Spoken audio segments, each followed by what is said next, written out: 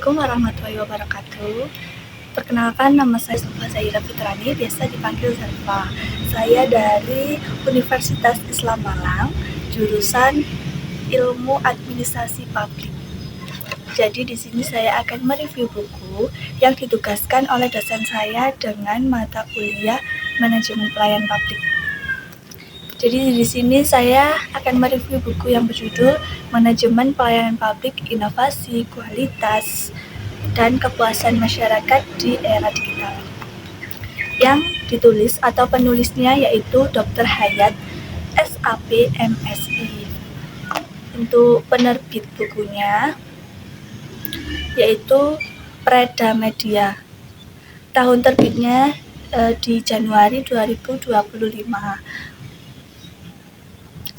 Untuk sinopsis atau pokok pembahasan yang dibahas di buku Manajemen Pelayanan Publik di sini, yaitu buku ini tuh mengupas secara komprehensif tentang manajemen pelayanan publik di era digital dengan fokus dan inovasi, kualitas dan kepuasan masyarakat.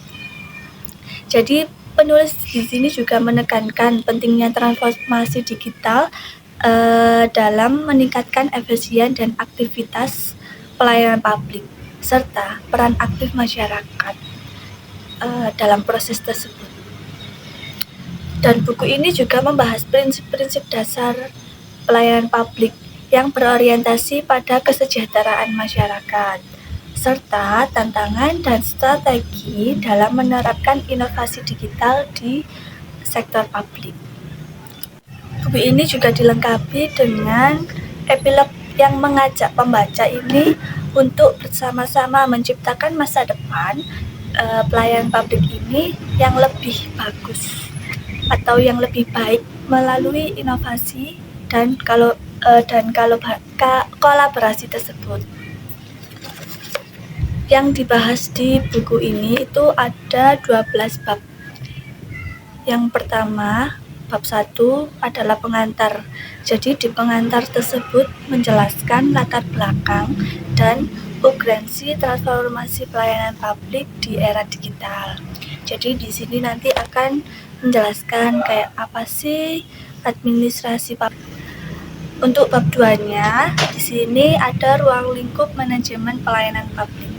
Di bab 2 di sini akan membahas definisi dan konsep dasar pelayanan publik. Jadi di sini akan dijelaskan kayak definisinya manajemen pelayanan publik itu seperti apa dan konsep dasarnya pelayanan publik itu seperti apa. Untuk bab 3-nya yaitu dasar hukum dan regulasi pelayanan publik. Jadi di bab 3 ini akan mengulas kerangka hukum yang mendasari pelayanan publik di Indonesia. Jadi di situ akan dibahas kayak hukum pelayanan publik di Indonesia itu seperti apa, terus dasar hukum pelayanan publiknya juga seperti apa, dan lain sebagainya. Untuk di bab 4 yaitu ada prinsip-prinsip pelayanan publik. Jadi di bab 4 di sini akan membahas prinsip-prinsip kayak seperti transportasi, akuntansi, dan partisipasi masyarakat. Untuk selanjutnya yaitu di bab 5, kualitas dan pelayanan publik. Jadi di bab 5 ini akan menjelaskan dimensi dan faktor-faktor yang mempengaruhi kualitas pelayanan. Di bab 5 ini nanti juga dijelaskan kayak apa sih kualitas pelayanan publik tersebut, terus dimensi kualitas pelayanan itu seperti apa saja, unsur-unsur kualitas pelayanan itu seperti apa, dan lain sebagainya. Untuk bab 6 di sini ada pelayanan prima. Jadi di bab 6 di sini akan membahas konsep dan pentingnya pelayanan prima dalam sektor pelayanan publik. Jadi pelayanan prima itu sangat penting dalam sektor pelayanan publik.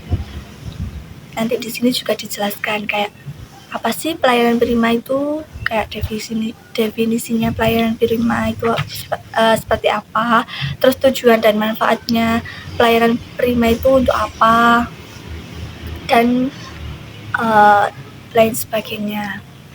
Lanjut di bab 7. Di bab 7 ini ada permasalahan manajemen pelayanan publik. Jadi di bab 7 ini menjelaskan atau mengidentifikasi tantangan dan hambatan dalam pelayanan publik. Jadi di sini kayak dijelaskan permasalahan pelayanan publik itu seperti apa aja, terus pandangan ideal pelayanan publik itu seperti apa, dan lain sebagainya. Untuk bab 8, di sini standar pelayanan minimal. Jadi di bab 8 ini membahas standar minimum yang harus dipenuhi dalam pelayanan publik. Jadi kayak nanti dijelaskan pengertian SPM itu apa, terus tujuannya dan manfaatnya itu apa. Lanjut di bab 9. Di bab 9 ini ada kinerja dan profesionalitas pelayanan publik. Jadi di bab 9 ini akan menyoroti pentingnya kinerja dan profesionalitas aparatur negara.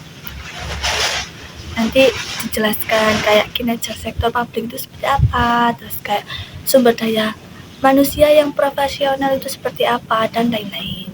Untuk di bab 10 ini ada budaya etika dan kode etik dalam pelayanan publik. Jadi di bab 10 ini akan menjelaskan atau mengulas peran etika dalam pelayanan publik. Jadi di sini juga dijelaskan kayak budaya etik dan kode etik pelayanan publik itu bagaimana, dan kayak peranan etika dalam mewujudkan good governance itu seperti apa, dan lain sebagainya.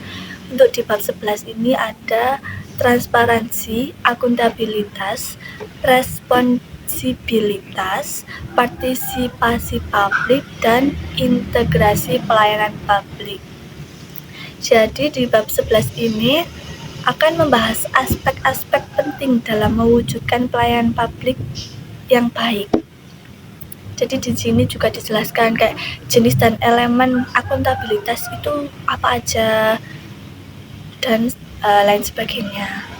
Untuk di bab 12 ini inovasi dalam pelayanan publik. Jadi di bab 12 ini akan menjelaskan pentingnya inovasi dan teknologi dalam meningkatkan pelayanan publik. Di sini juga dijelaskan ada 2 inovasi, yaitu inovasi nasional dan inovasi negara. Jadi menurut saya kelebihan buku manajemen pelayanan publik di sini yang pertama yaitu mudah dipahami, kayak bahasa yang lugas dan mudah dimengerti untuk di kalangan semua kalangan. Yang kedua yaitu struktur dan sistematisnya yang jelas, memudahkan membaca itu juga untuk juga memahami apa yang isi di dalam buku ini. Yang ketiga menurut saya itu relevan dengan kondisi terkini, kayak buku ini tuh membahas mengenai transformasi digital kan dalam pelayanan publik, kan sangat relevan dengan pengembangan saat ini. Untuk keempat menurut saya dilengkapi dengan studi kasus dan contoh yang nyata. Jadi di buku ini itu memberikan gambaran atau gambaran praktis tentang konsep-konsep yang dibahas. Baik, untuk kesimpulan, mereview buku manajemen pelayanan publik, inovasi, kualitas, dan kepuasan masyarakat di era digital. Penulisnya Dr. Hayat SAP MSI. Di sini saya menyimpulkan bahwa buku manajemen pelayanan publik ini merupakan relevan yang sangat berguna bagi mahasiswa ataupun akademisi dan partisipasi yang ingin memahami dan menerapkan konsep-konsep pelayanan publik di era digital saat ini. Dengan pembahasan yang komprehensif dan relevan, buku ini dapat menjadi panduan dalam mewujudkan pelayanan publik yang inovasi, berkualitas, dan berorientasi pada kepuasan masyarakat. Baik, sekian dari review saya saat ini. Terima kasih. Mohon maaf jika saya ada salah kata atau tutur kata. Wassalamualaikum warahmatullahi wabarakatuh.